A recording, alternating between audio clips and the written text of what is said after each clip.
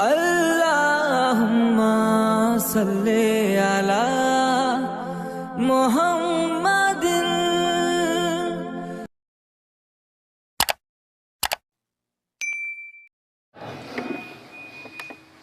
جب اب یزیدی لشکر کی طرف تنے تنہا مقابلے میں 20,000 کا لشکر 20,000 کے لشکر کا مقابلہ کرنے کے لیے ایک نوجوان اتنے غموں سے مقابلہ کر کر جب نکلتا ہے، جب تیر اندازوں کی طرف گئے تو تیر اندازوں کی لاشوں کی ڈھیر لگا دی. جب تلوار والوں کی طرف جاتے ہیں تو ان کو جہنم رسید کرتے جاتے ہیں.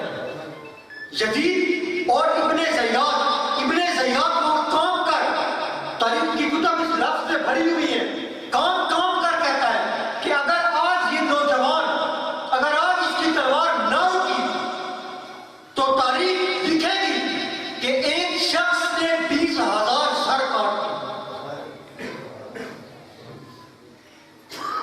کیونکہ وہ تلوار، اس تلوار کا منظر وہ بیان فرماتے ہیں کہ جب امام حسین علیہ السلام نے تلوار لہرائی تھی تو صرف حسین کی تلوار نظر نہیں آ رہی تھی، ایسا لگ رہا تھا کہ اس تلوار میں آسمانوں کی بجلیاں سمٹ کر آ گئی ہیں. ایسا لگ رہا تھا کہ اس تلوار میں، اس ذوالفقار میں ستارے ٹوٹ کر اس کی دھار میں آ گئے ہیں. ایسا لگ رہا تھا کہ حضرت آدم کے دعا کے لیے ہاتھ اٹھ گئے ہیں. ایسا لگ رہا تھا کہ یزیدی لشکر فرعون کے ساتھ دریائے نیل میں غرق ہو رہا ہے. ایسا لگ رہا تھا کہ حضرت ابراہیم اسی حسین کے لیے دستبد دعا ہے. ایسا لگ رہا تھا کہ سرکار دو جہاں علیہ السلام حسنین کریمین کو کندھا دینے کے لیے کھڑے ہوئے. تو وہ لشکر، وہ تلوار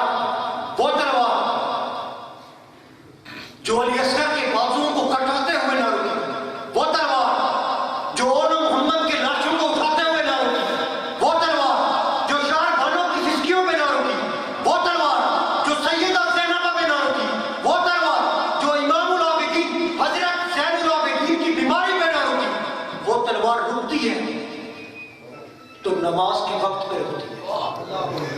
وہ تلوار رکتی ہے تو اللہ اکبر کی آواز پہ رکتی ہے. آج امام حسین کی محبت کا دعویٰ کرنے والے ذرا بتاؤ، جس حسین کی تلوار یزیدی لشکروں میں کسی بات پہ نہ رکی، کسی حالات میں نہ رکی، وہ نماز کے وقت پہ رک جاتی ہے. کیا تمہارا معمولی سا کام بھی نماز کے وقت رکا ہے؟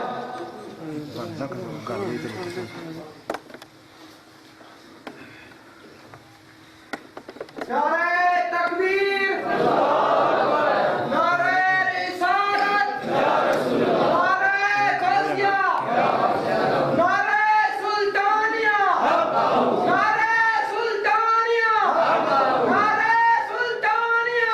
حضرت صاحبزادہ سلطان بہادر عزیز صاحب، حضرت صاحبزادہ سلطان بہادر عزیز صاحب، حضرت صاحبزادہ سلطان احمد علی صاحب، دربار عالی حضرت سلطان باہو. میری جان تکبیر، نعرہ تکبیر، نعرہ رسالت. ابھی جناب حضرت صاحبزادہ سلطان محمد بہادر عزیز صاحب، سلطان احمد علی صاحب کی طرف سے اپنا کارواں لے کر اس پاک کی تقریب میں تشریف لائے.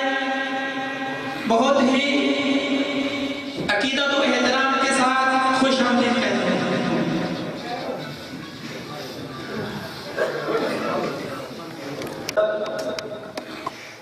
اور رب کی رضا کی خاطر کسی بھی جگہ پہ اپنے رب کے احکامات کو نہیں چھوڑا. یہ ہر جگہ پہ یہ جو کہا جاتا ہے کہ امام حسین علیہ السلام نے صبر کیا. صبر کی مختلف تعریفیں ہیں. صبر کی ایک تعریف یہ بھی ہے کہ انسان جتنے بھی معاملات کرتا ہے اس کے جو عبادت کے معاملات ہیں ان میں ذرا برابر بھی فرق نہ آئے تو یہ صبر ہے. جو اس کے عبادت کے معاملات ہیں ان میں ذرا برابر بھی فرق نہ آئے تو یہ صبر ہے. کیسے؟ اگر خدا نہ خواستہ کسی کا جوان بیٹا فوت ہو جاتا ہے اور اس شخص کی ساری زندگی یہ عادت رہی ہے کہ وہ صف اول میں تکبیر اولیٰ کے ساتھ نماز پڑھتا تھا، تو جوان بیٹے کی میت اگر گھر میں پڑی ہو تو تب بھی جب نماز کا وقت ہو تو اسے صف اول میں پایا جائے تو یہ سمجھ. اگر جنازہ پڑھ کے واپس آیا جوان بیٹے کا اور اس کا معمول تھا کہ ظہر کی نماز کے بعد وہ ایک پارہ قرآن پاک کا پڑھتا ہے، تو وہ جنازہ پڑھ کے بھی آ رہا ہو جوان بیٹے کا تو وہ پھر بھی اسے اسی وقت پہ قرآن پاک کا پارہ پڑھتے ہوئے پاؤ تو سمجھ جاؤ یہ صبر کرنے والا ہے.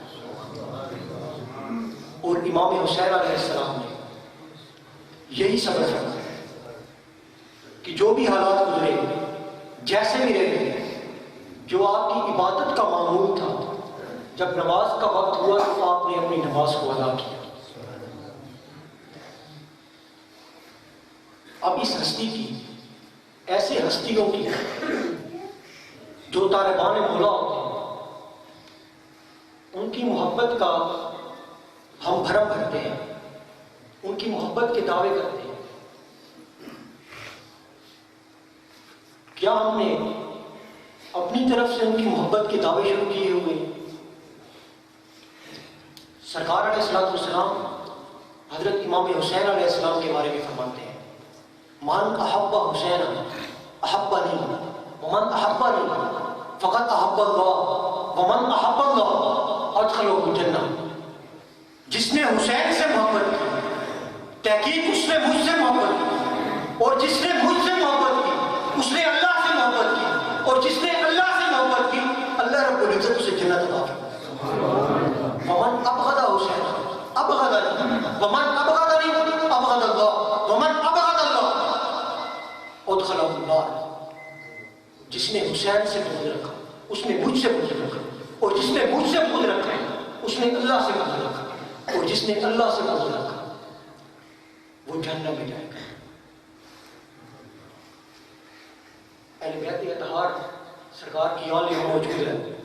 اہل بیت کے بارے میں سرکار علیہ السلام نے فرمایا ہے، علامہ سیوطی رحمۃ اللہ علیہ سے روایت کرتے ہیں کہ اہل بیتی امان لاہل الارض، کہ میرے جو اہل بیت ہیں یہ زمین والوں کے لیے امان ہے.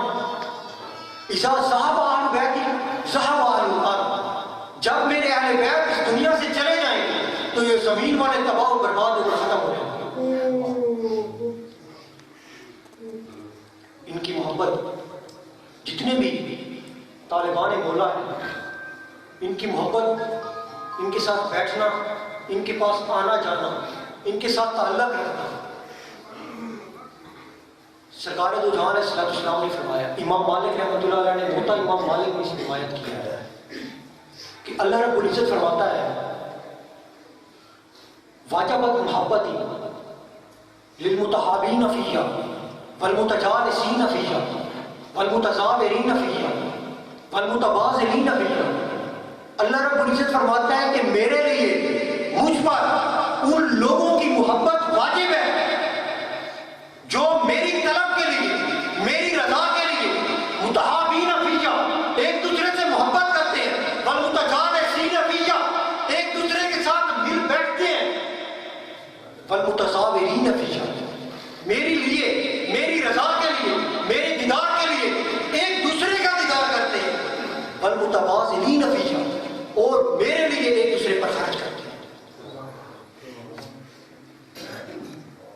وہ لوگ جو کہتے ہیں کہ ہم اللہ رب العزت سے محبت کرتے ہیں، کوئی ثبوت نہیں کہ اللہ رب العزت بھی ان کے ساتھ محبت فرماتا ہے یا نہیں، مگر جو لوگ اللہ رب العزت کی رضا کے لیے ایک دوسرے سے ملتے ہیں، اللہ کی رضا کے لیے ایک دوسرے سے تعلق رکھتے ہیں، اللہ کی رضا کے لیے ایک دوسرے کے ساتھ بیٹھتے ہیں، اللہ رب العزت فرماتا ہے کہ میں ان سے محبت کرتا ہوں. اور مزید امام بختی رحمۃ اللہ علیہ شعب الایمان نے ذکر کیا کہ لاؤ انا ابدائنا تحابا فی اللہ عز و جل واحد فی المشرق والآخر فی المغرب لجمع اللہ بینہما فی اليوم القیامت ویقول ھذا الذی کنت تحبہ فی،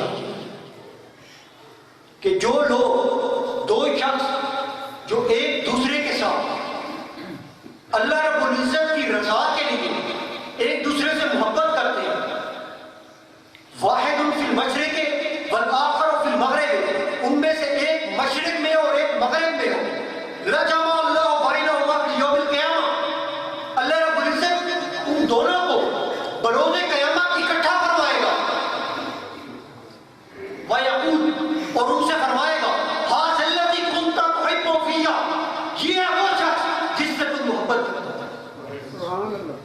اب دیکھیں ہم یہاں بیٹھ کر حضور سلطان العارفین، برہان الواصلین، امام العاشقین، سلطان الفقر، حضرت سخی سلطان باہوت کے سلسلے اور عزیز سے محبت کرتے ہیں، حضور شہنشاہ بغداد حضرت شیخ عبد القادر جیلانی، محبوب سبحانی، قطب ربانی،